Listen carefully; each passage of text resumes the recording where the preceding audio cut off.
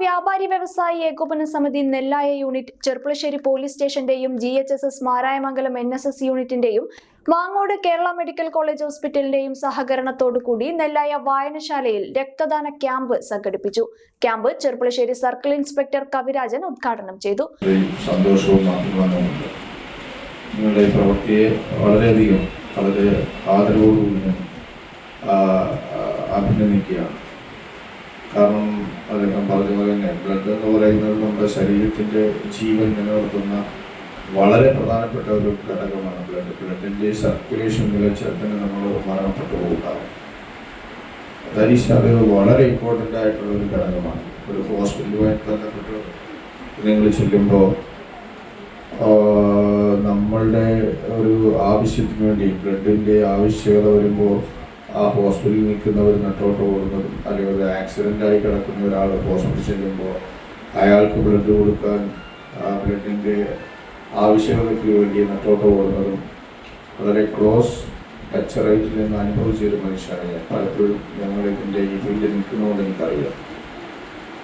അപ്പോൾ അതിൻ്റെ ലഭ്യത ഉറപ്പാക്കുക എന്ന് പറയുന്നത് വളരെ അനിവാര്യമായ ഒരു വളരെ പ്രോത്സാഹനകരമായ ഒരു സേവന പ്രവർത്തനമാണ്.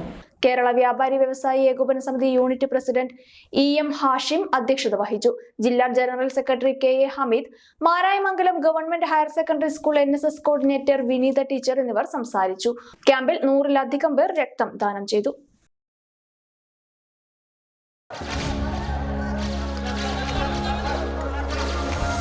സ്വപ്നങ്ങൾ സ്വർണമായി ആഘോഷമായി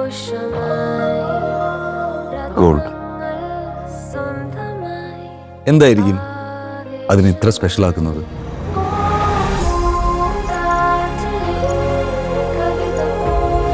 ജീവിതത്തിലെ വിശേഷ അവസരങ്ങൾക്ക് അത് നൽകുന്ന തിളക്കമാണോ?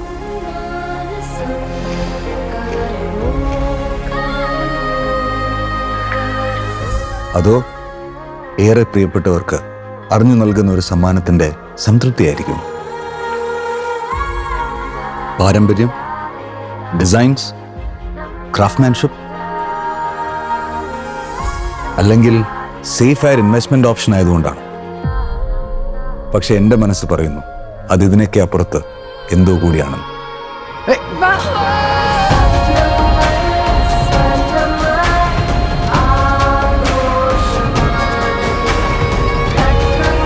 സ്വർണം അത് അണിയുന്നവരെ കുറിച്ചാണ്, അവരുടെ സ്വപ്നങ്ങളെ കുറിച്ചാണ്.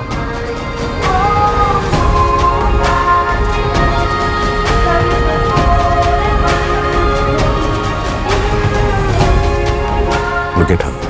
She's gold. The dreams are gold.